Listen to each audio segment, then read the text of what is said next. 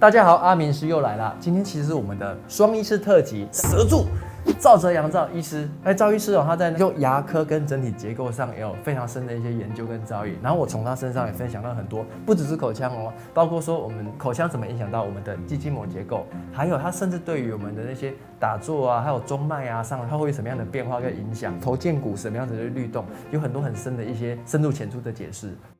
以结构为目的来找到一个好的口腔跟舌的位置，我们能够自己做的是训练自己的舌头。那可以请赵医师跟我们分享一下，我还可以用什么方式来加强我舌头的力量？舌头有问题，它通常会有3个问题啊。第一个，它的舌根粘黏了。那粘住的话，就好像说烧烫伤的病人，他等到伤口愈合的时候，他就整个丢开，对蜷缩。那怎么办？要靠别人帮他慢慢的把这个粘连的筋膜把它松开，它当然是很辛苦。那我们牙科也是一样啊，双手放到舌头下面，舌头往前伸的时候会变硬的瞬间，把它往上拉。舌头变成要往前，它会有一点张力的时候，把舌根往上，2个拇指要尽量靠近。但赵医师，我做一遍，你们会讲对不对，好不好？首先就是它就是在什么情况要做？我们舌系带可能粘连的时候，其实现在人每个人都要做。OK， 我们就把它当我们前面的拉筋的动作，对不对啊？拉筋，舌头拉筋，就是我们大拇指放在舌系带许下，两手张开，往前伸，有觉得舌头硬掉的时候，双手拇指往上提。好，放松。很酸呢，对，酸你是健康的了，酸是健康的。那如果不健康的话，撕裂痛，所以一开始力量不要太大，大概1秒钟到2秒钟。OK， 1天50到100下。就可以这样子间歇性的去顶它，1个礼拜它就松了。所以说这很像在帮舌头拉筋，你只要感觉是以酸，甚至有一点撕裂痛量力而为啊，量力而为。这个叫做什么？松舌根。松舌根，50到100下一天。第二个就提升舌肌力。舌肌力舌肌就很简单，就顶着脸颊绕圈圈。顶着脸颊绕圈圈。OK。对。我们一起瘦脸操，其实也是从那个赵医师这边得到的启发的但这个难啊。其实你在舌头绕圈圈，你会发现脖子好紧啊。对，真的。所以舌头跟颈椎跟整个背部的这个筋膜都非常有关系啊。舌头是我们身前线的一个末端嘛，对，所以说呢，其实中间的一连串肌肉，包括腰沟、背都会一起牵动感觉。我也觉得做完那个紧绷感，所以会用到，可是会放松，那这样才到舌肌力而已啊。那你要一天要到600下，600下，左边300，右边300。OK。那一开始大概50下都做不来所以你要练到300，左边要100。那做到600下，你舌头的耐力才会上来。那这时候你打鼾就好一半。睡眠呼吸中止症，其实我认为它是一种慢性自杀的那种感觉，就是很多医师、很多我的老师都跟我说，哇，不要小看这个问题。所以说锻炼你的舌头可能救你一命。然后那600下，其实我们在做那个捷运的时候戴口罩嘛，其实也没有人会知道，其实那时间慢慢的就累积起来了。那第3呢？第3个是舌耐力了，你能够做到600下，耐力就上来了。是，但是很不幸，大部分的人100下他就不练了。可是实际上你舌头很有趣，顶20下，右边20下，这样子左右20下，你舌根就会很吃力了。那你现在改成10下，还是很吃力，没关系，你再降到5下，再吃力降到2下，1下，你可以慢慢又从1下变成2下、5下、10下、20下都可以。你会发现说，哇，原来你只要过了一个最吃力的时间，其实舌头的血液循环慢慢跟上了，你很容易还是做到600下。它除了就是一种量变的过程中，它其实也是训练我们习惯去用舌根，因为我们平常问题不是舌根，不是说力量太小，有时候我们根本不会用，但你熟悉会用了，有 connection 之后，其实不一样。对，非常重要。所以说次数如果大家没有做到，我想一开始也不用太灰心，但是这个目标定着，大家慢慢努力，有做有差。有差非常，尤其是你的枕边人每天呼呼大睡，让你睡不好这是基本功啊。我们做临床研究，现在舌头几乎是一个很关键的这个睡眠医学很重要的一个部分了。所以你现在要另一半做功课可能不只是那个含义啦，可能要想练舌头，这才可以睡。我举例来说好了啦，练成功的病人都会跟我说啦，男病人说我太太很感谢你。对，那这个感谢是指可以睡的还是不能睡？他的另一半啊，他的另一半很感谢我。那我想各位在猜啦。该猜有分成不同层面，但是我们让另一半感谢自己，也是婚姻美满的哈。比如来说，我在诊所喜欢就请病人举哑铃啊，举个哑铃，慢慢的举起来。他当然要选适当的重量哈，那速度大概就是这样，举起来就要放下。那通常1.5公斤、2公斤或2.5公斤、3公斤，自己去选。那这种拔牙的病人我们就要做3件事，他的力量才会 Q 起来。第一个，我们还是一样把他的牙齿把它稍微垫，透过我刚刚讲的那个方法，把下巴垫高，甚至于往前。好，那这时候他的力量会稍微增加，他很明确知道他吸气有力一点，吐气有力一点。好，那第二个因为拔牙他牙齿都缩了，那我们下巴往前是一个方法。第二个，我们就会请他用手把上面的骨头往前推。这手洗戴手套，就把这个伸到牙齿里面，往鼻子去推，就是伸上去推，大概1分钟推个1分钟，我们在做测试的时候，他就可以举更高，甚至于要求换重。多半公斤的哑铃来举。第三个就变成要把舌头贴紧，舌根贴紧，贴紧后它又可以再增加半公斤的力量。OK， 这时候病人会觉得很讶异，就说，他只是下巴不要咬紧往前移，然后上颚骨往鼻子推，再加上舌根摆在好的位置，它的整个肌力会把它拉上来。其实前面虽然说很多咬合或者是牙齿的一些错位不好，它本质上其实跟舌头的无力有关系，非常有关系跟舌头有关系的脑神经就6对了，就6对了。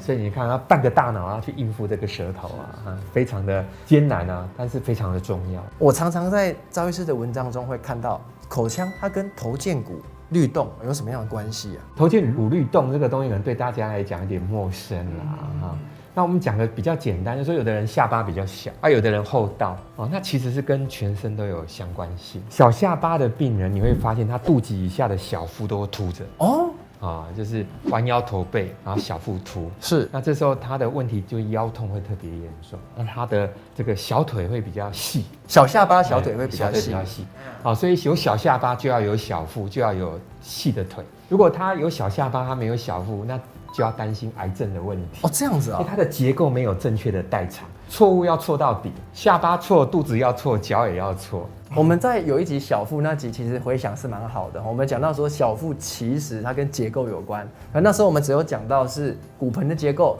脚的甚至脚的结构。但是今天赵医师我们补充口腔的结构，其实也会影响到小腹，反而而且这种结构是为了要救你，就是你小下巴你有小腹反而比较合理。对，合理。对。那这时候，如果你的拔了牙，把上门牙收进来，可是你的小腹永远就在那里了。哇！那其实还有一个最大的麻烦看起来就是肚子有小腹不好看嘛。可是实际上，你有小腹的时候，你马上要有一个警觉就是你的自律神经，就所谓的迷走神经它在这个下巴的下缘内侧这里它在跟这个我们叫做颈动脉鞘这边有个肌肉叫胸锁乳突肌，它内侧有3个管子一个是颈动脉内颈静脉，还有一个就是这个迷走神经。那很讨厌什么事如果你在身体弯的时候，管子会弯嘛，不是很棒吗？就好死不死，它这边有个保鲜膜包着。那这保鲜膜一包着，你一弯，它就没有办法弯了，它会折到，因为你保鲜膜它一定是折下去。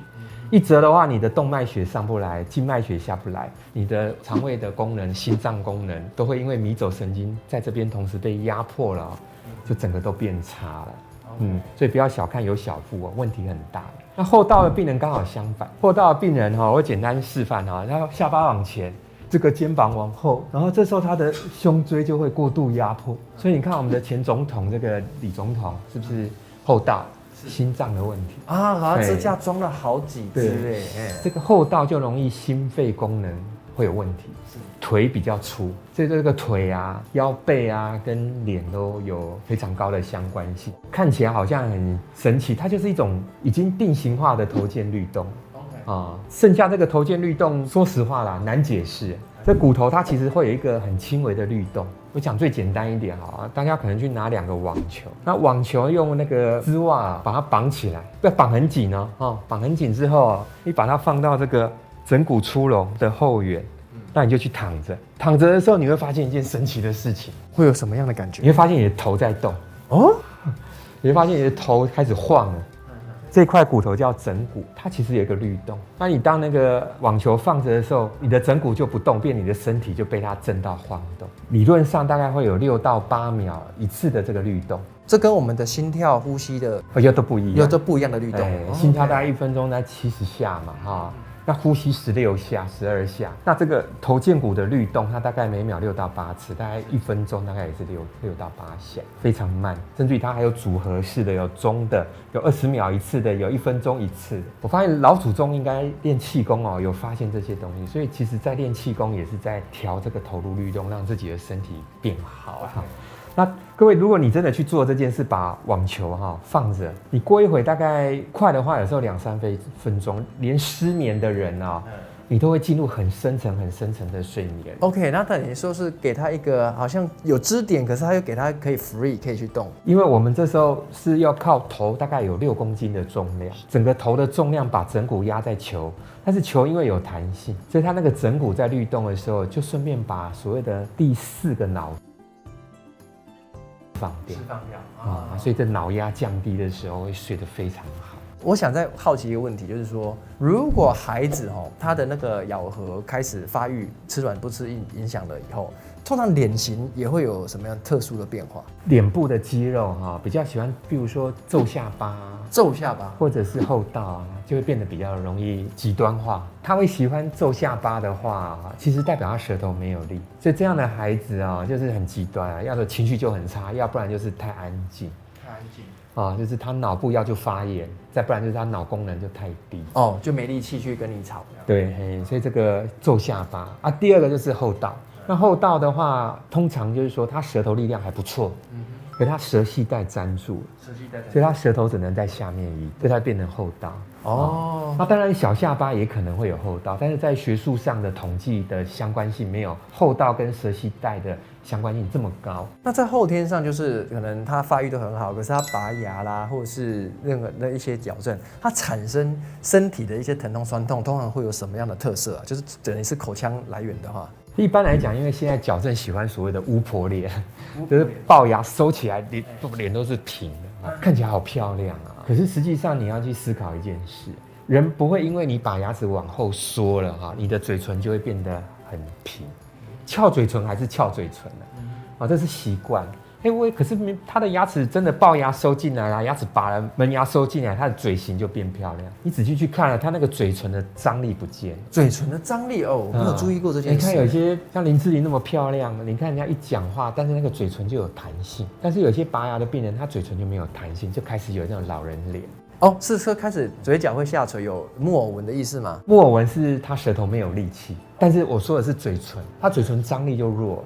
我们一般讲小下巴的病人，我们刚刚讲过他的结构特征，可是实际上他会有个问题，他吸气没有力他吐气有力。OK， 那后道病人刚好是相反，吸气有力吐气无力。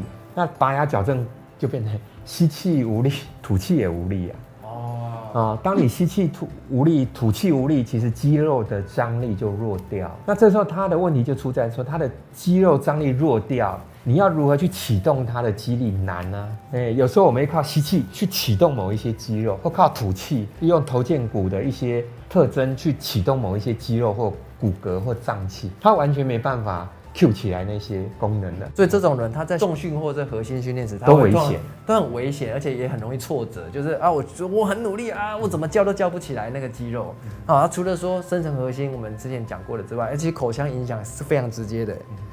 真的，如果说是不是我们要用力的时候，牙齿如果没有办法咬紧，是很难去使出那个力。对，他就算他咬紧更差，更差。因为他所以我就认为医疗走到现在，应该不是说我牙科啦，你结构医学的不是，应该都是要结合的。我认为我有什么问题，我记好，病人来影社，再去做一个不同的面向的这个诊断。那你也看看我们的诊断，整个医学不可能靠一个医师，一定是靠很多的团队这是一个期望说大家发那个心把那个医学整合起来，而不是说各执己见，就我做自己的就好这样我觉得今天非常的感谢，就是我们请到赵医师跟我们补充，让人体就更整体更完整。其实我们舌头、牙齿、咬合对于身体的关联性，如果再补充上去之后，我觉得会更完整。而且更重要的是什么？这是我们回到家可以自己做的，对，可以为自己做，而且是可以起到很大的一个杠杆。好，我们对健康来影响，不管睡眠呼吸中止症，还有你的肠胃酸痛、疼痛，都会有很大的一些作用。好，我们会把公操最后呢整理在底下，也每天可以为自己做一个功课，让生命因此而不一样。我们很谢谢赵医师，谢谢你，谢谢大家，谢谢。